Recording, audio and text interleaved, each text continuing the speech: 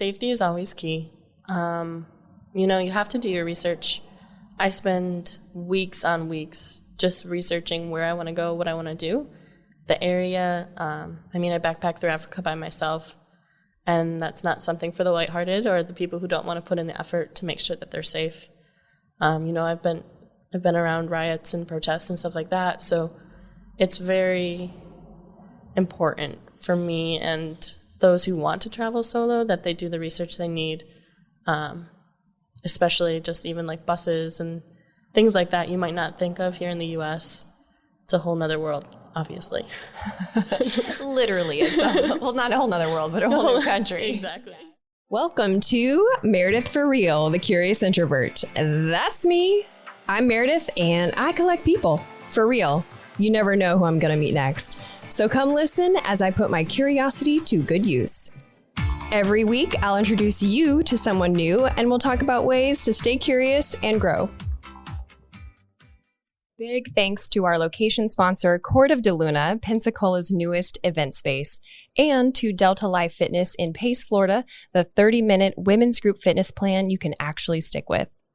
She got her bachelor's in paper engineering at State University of New York College of Environmental Science and Forestry, works full-time at a paper factory, and yet somehow has found time to visit 6 of the 7 continents, 56 countries, and 32 of the 50 United States, much of that via solo travel. Most recently, visiting Tonga to swim with humpback whales and their babies, you guys. She's a 20-something smarty pants, paper engineer, Great Dane mom, Marcina Rogers, everyone. Thanks for coming. Thanks for having me. This is so exciting. Do you know when I first met you and you told me that you were a paper engineer, I thought it meant you were an industrial origami person. Yep. Yeah. I was thinking about that on the way over here, too. I was like, first time we met was very interesting. Well, we met at the vendor event because of Judd, your Great Dane. Yep. And do you want to know a secret? What? It was a vendor event where it was for dogs. So knowing that and knowing I needed to get people to come to my tent in order to make the vendor event worth it, I sprinkled dog treats in front of my tent so that the dogs would come to me and then I can meet their owners. And aren't you so glad? Because now we're friends. I know. Thanks, Judd. He's always making friends. He's the first one to meet him. That's true. Every time I see you downtown, you've got a line of children who want to ride the horse. Yep. That's very cute. So tell me what a paper engineer really is, because you don't do origami. No, I don't. So in essence, I'm recognized as a chemical engineer, but for schooling, we focus more on the paper industry.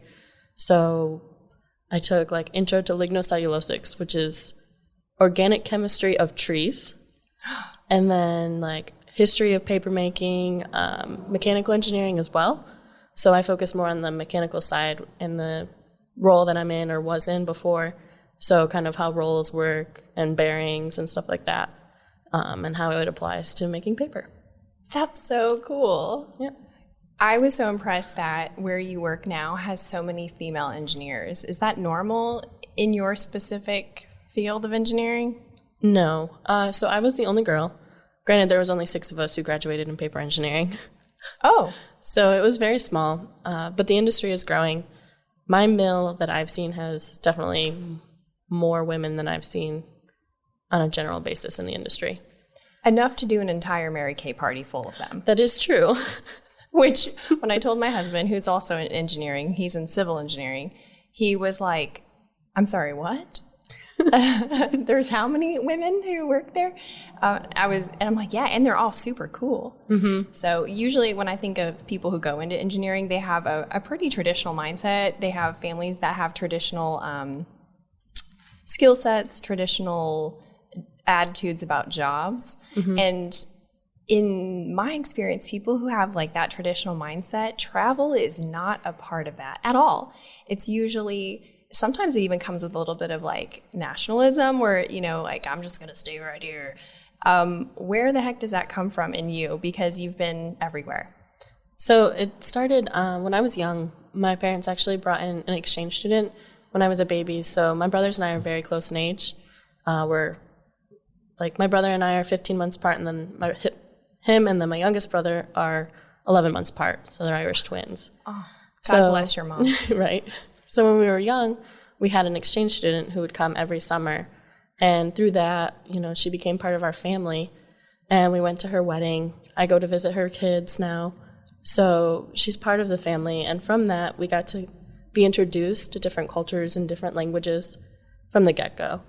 And with those connections, that's when my parents started bringing us out of the country and different places, because for them, working so much, because they were in the printing side of the paper industry, and working so much for them, the family time was a huge aspect of life that they wanted for us. And family travel time, it sounds like. Yeah, which is a whole nother... That's family time on a whole nother level. Can we be real for a minute? Yeah. When you travel, like a lot of families have to self-medicate in order to tolerate each other. Even like my husband and I, we love to travel, obviously. You and I have that in common about just making it a priority. Mm-hmm. But when I express my desire to travel and I tell stories about travel to other people, from more than one person, I've gotten the comment, wait, you went on vacation for 12 days just with your husband? Yeah. Did you all meet up with anybody? No. And you went just with the two of you? And I'm like, yeah. And they say, I could never spend that much time with my husband. So, I mean, that's kind of sad. But I guess it happens. And so it says something about your family that they wanted to be together and they wanted to travel together, which is really super cool. So that's when the travel obsession obviously began for you. Yeah, because it was a link of my family that we could hold special to each other and have those stories. We have one. We drove from London to Madrid for the wedding in Spain, and we were in France, and in Europe they shut down for a month. It's holiday month, not week. And we were in the rental car. We could not find the resort that we were staying at. So we parked at a church and slept in the car, and the church bell would ring like at random times, like 1:37 a.m. And my mom was like, one day you guys are going to tell those stories at your weddings or at somebody's funeral. It will be the story that we tell in our family for the rest of our lives. That's hilarious. I thought it was just my mom that said that because we would just travel from Nebraska to Florida every year, and crazy things would happen. One time what's that green fluid in the car? It's like not the cooling fuel. The coolant? Yeah, it smells real bad. Yeah, that one. It leaked inside the car. So it looked like Ninja Turtle slime in the car. And she kept saying, isn't this exciting? This is so exciting. It's an adventure. And then we were like, it's not an adventure. We want to play Nintendo. So it must be like travel mom normal things to do. Yeah. So with a traditional job, like how do you make time for travel? Because a lot of Americans don't have enough vacation time. Yeah. So I was lucky in the fact that my company gave me 3 weeks to start with. However, it's still not as much as the rest of the world gets. So for me, what I found is that I need to make the most of the time that I have. So whether it's putting a week with the weekends, obviously, and being efficient in what I plan, like the planes or driving, whatever it might be, to be efficient in that. And then traveling is my passion, so that's what I make time for, and that's what I use my vacation for. Seeing my family obviously is huge, being that I moved 1,300 miles away from them, but those are easy weekend trips and holidays. So they understand, and actually now it's gotten to the point my parents come with me for some of them too. If they hear that, like last year I was going on a cruise, they're like, okay, we'll come. So they'll just join me for whatever I might be doing next. Because they value travel too, exactly. So they get it. And a lot of the travel you've gone solo, which is way different than traveling with a family, and way different than traveling with a family as a child, because everything's planned for you. Your job is to go along and argue, as least as possible. Yes. What was your first solo travel trip like? So without my family, one of my best friends from college, she was from China. And so this was my first time without my family. But flying there, I was with her and through my time there. So this was my first flight back. by myself. And I was flying through Dubai and everything, and like on these huge aircrafts that I've never been on before, the double-decker ones. And I'm like, this is so cool. So that experience too for myself was really interesting. And it kind of was like, okay, let me try something different. And then in college, I decided to study abroad. And I think that was when it was like the big kicker of like, well, I've traveled and moved to Germany by myself. I can travel by myself anywhere I want to go. Yeah. So from there is when I kind of grabbed it and just kept going with it. Because your confidence was totally boosted by the fact that you, flew from China to the U.S. and then followed up with living in Germany. Yeah. Wait, do you speak German? No.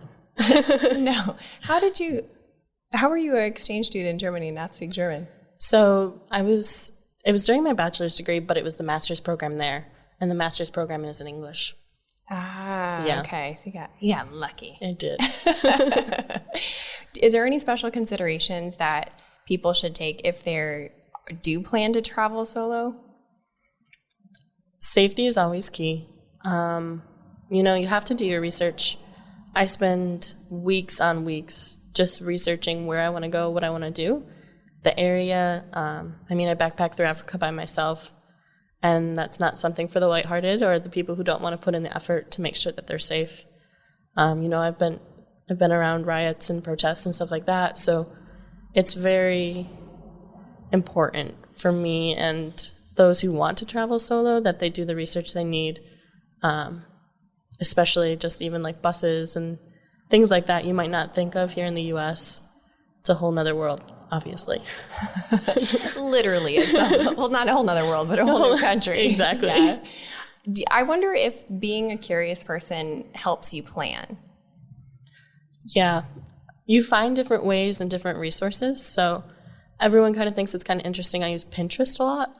Me too. Yeah, for when I travel. It's so great, right? Yeah, it is. It's actually the starting point of how I travel. Yeah. Is Pinterest. That's how I found Tonga, to be honest. Really? Yeah, because I was looking at things to do when I go to Australia, and then they're like, well, you can swim with humpback whales. Yeah. I'm like, okay. Yeah. The only place in the world you can do that, so. It's amazing. Well, do you follow the Bucket List family?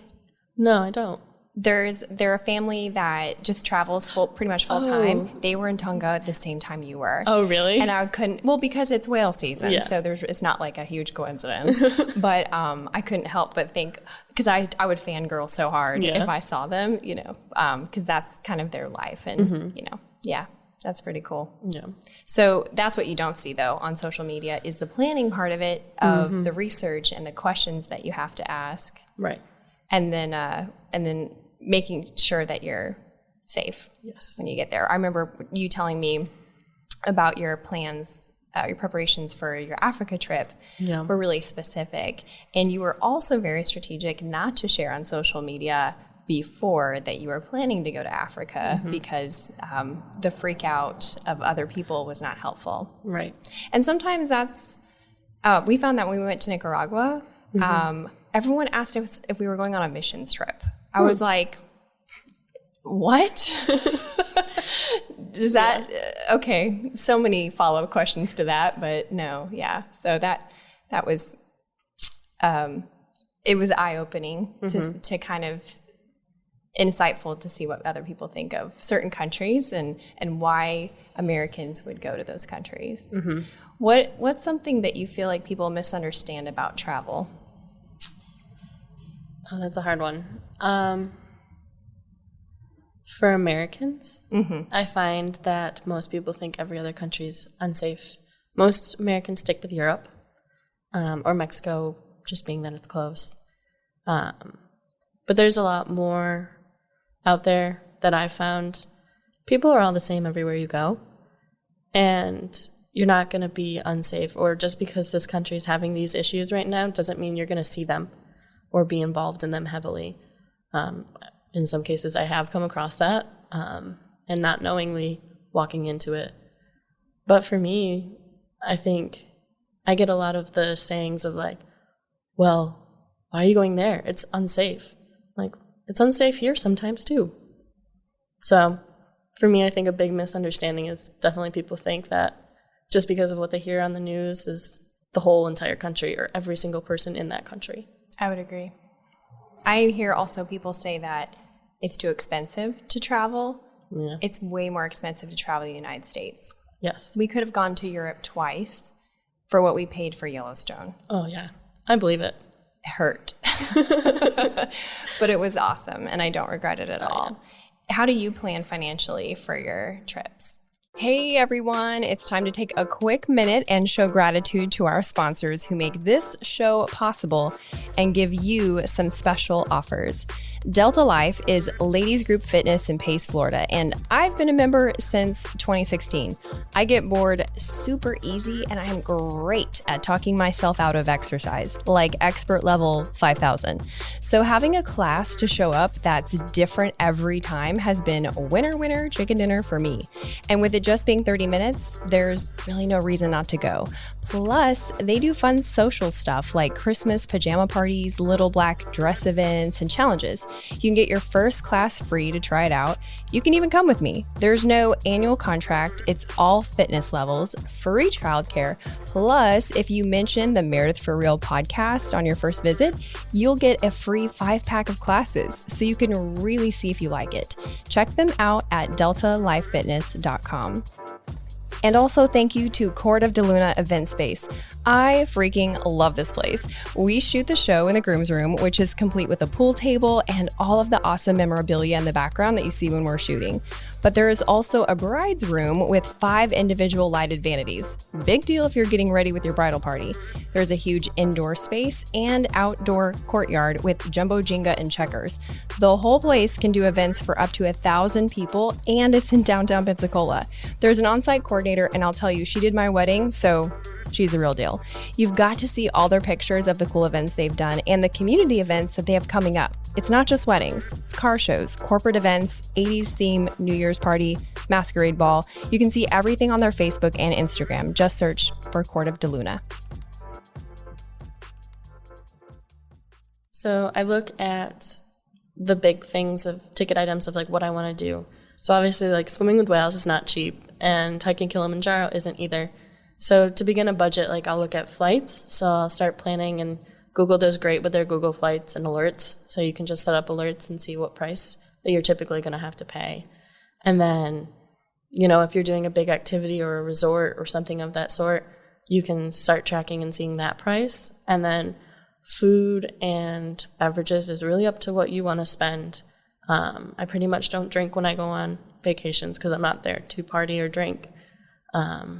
And then food-wise, it's, okay, well, I'll have a really good meal here this day. And it's really the budgeting is the big factors of, you know, the flights are a huge part, and then like a main activity that you're doing or your places that you're staying. So I break it down into flight, accommodations, activities, and then food and beverage. It's so funny how similar we are. Yes. Like I feel like I'm talking to part of me right now. I have a travel binder. Yep. It is do you do? No, I don't have a binder. I have like filing. Okay. Not the binder though. And I travel with it. And people ask me if I'm like a travel assistant. And I'm like, oh no, this is a binder from high school. See, look, it said math on it before. And I like covered it up with a label. And it has subcategories of flight accommodations, especially when you do a multi-country trip. Mm-hmm. Stuff gets complicated. Yes. And, well, not complicated. It's just, there's just a lot of moving parts to it. And so I try to keep that all together. And yeah, it's dork level 5,000. Oh no. I have folders. And then when I went to Australia and one of my friends came with me, I made her a folder. Oh. She was like, okay, type A, I see. You're like, engineer, back up, Jack. Pretty much. So I wanted to give some people some advice who maybe want to travel, but maybe they would be in a situation where they need to solo travel, because I think how most Americans are brought up, travel is not your top priority.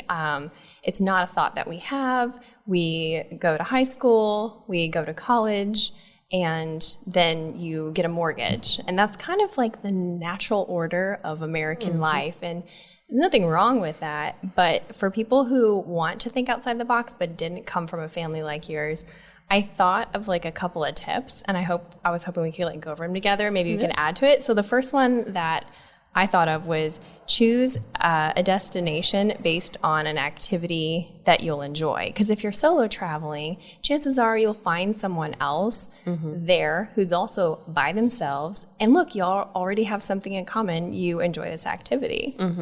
We found that when we have had a lot of surf-centric travel to Costa Rica, Nicaragua, and we're never low on friends. Right. Because look, we have in common with these people, we like to surf. The second one was to book accommodations in a communal space, like a hostel or a lodge, versus a hotel or Airbnb. You're laughing. I am, because most Americans will not look at a hostel one bit. But I agree. I think if you're solo traveling, I mean, my parents and I stay in hostels now. My parents have become accustomed to actually staying in hostels. So being open to it and trying it once, try something that's a little more upscale, maybe a little more expensive, and then you can easily find the communal environments way more fun. There's different types of hostels. I think we should add what a hostel is perceived to be as maybe Mythbusters, because there's definitely the dorm room style bunk bed situation with the 20-somethings. Yep. And God bless you Australians, if any of you are listening. Y'all are the loudest. You're way louder than Americans. Okay, we can hear you all the way down the street, which was the case in Nicaragua, because we stayed at a hostel. So there was that type. But we found that there's what I call 30-something hostels for those of us who are not in our 20s and don't like to party like you. Who just want a little bit more communal stuff. So we had like a private bathroom. We had a very simple living space, but we didn't hang out in there. There was like a communal kitchen, and the woman who did the artwork for this podcast, I met that day. What? Yeah. That's so cool. Yeah. So wow. Isn't that neat? Yeah. So, and we're going to go to Germany and like hang out with them and visit. I still keep in touch with all the folks from Wild Waves Hostel, Nicaragua. So Popoyo. So, I would definitely say that. And then the third tip I had was look for a Facebook group about traveling to that location, because you can find travel tips and recommendations from other solo travelers, and even like ask questions and get answers. That's been something I stumbled upon once on accident, but it's been such a huge asset, because you can be nervous about something and just say, hey guys, I'm nervous about this. Help me out. And have you ever used any of those? Instagram, I'll find like the people, like the woman who organized the humpback whales. Like I'll find those kind of people. I haven't used Facebook groups though. Okay. Only when I was moving to Germany and they already made the group for us. Oh, right. Yeah. So, not like general travel groups. Yeah. Surprisingly, Yellowstone didn't have a very helpful one. I thought about starting one, but then I was like, Meredith, you already have too much on your plate.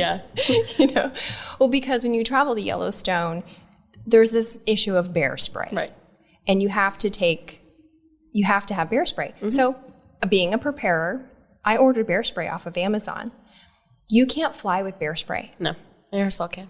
So, well, it's not that it's an aerosol can. It actually lists bear spray in prohibited items on the TSA website. Because you can fly with hairspray.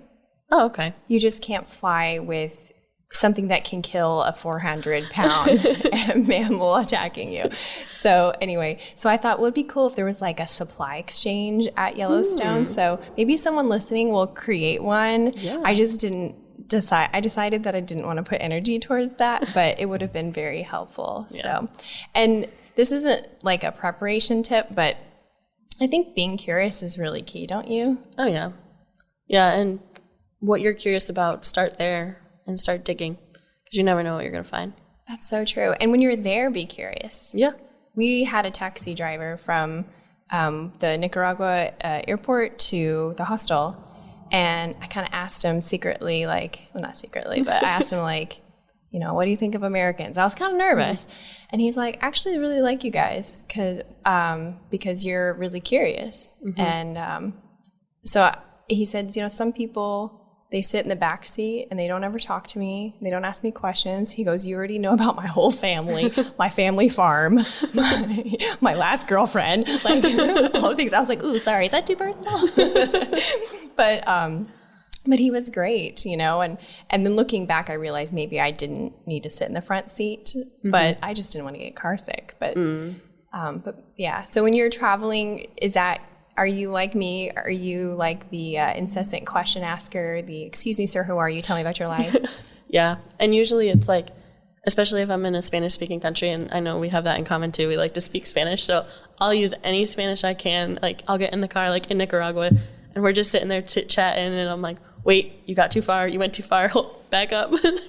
So definitely, like, I ask questions all the time, and everywhere, every Uber, every taxi that you get, they're going to ask you, typically, if they can see that you're American, and then the conversation won't end until you get there. Then you'll get their card, like, I'll bring you anywhere you want. So that's what we did in Nicaragua. We had the same driver the whole time we were there. That's awesome. Yeah. What's one of the biggest takeaways that you've got from traveling? I already said it, but people are the same everywhere you go. The bigotry of it, and like, everyone hurts, everyone loves. So it's good to connect on levels, no matter what the background is, and see people and how they live. Because you don't need to have the materialistic things that the U.S. really focuses on. And even someone said it to me the other day. She looked at me and she goes, "You're a minimalist. I can see it." I'm like, well, thanks, I think. But I look at it that way. Like, most of the world doesn't have anything close to what we have here. And so seeing that and taking that away and bringing it back to what you do here every day is important. That's so good. Yeah. And you realize the treasure is in other people. Right. Other people are the treasure. Exactly. And you just have to uncover it by getting your head out of your phone. Exactly. And talking to them. Yep. Yeah. So where can people follow your travel adventures on social? So my biggest one now, I just started my new travel Instagram. So travel_over_all. So travel overall. And that you can kind of follow me throughout all of it. I started it when I was in Africa, so now it's kind of progressed into Australia, and then I'm kind of going back in time to like other trips I did as well. So that's the big one that I have everything on. Awesome. Well, thank you so much for coming. This was great, and I can't wait to see where you go next, which is Antarctica. Hopefully, as long as everything goes through. I'm pretty excited about that. I'll be living vicariously through you, as I'm sure lots of us will. So thank you, girl. That's a wrap. Woo! Thanks for listening. If you liked this episode, share it with your friends and leave a review. You can also watch the episodes on YouTube. There's hidden curious caches in each episode, and the first 2 people to find them win a prize. So be sure to get my emails for clues and other insider perks at meredithforreal.com.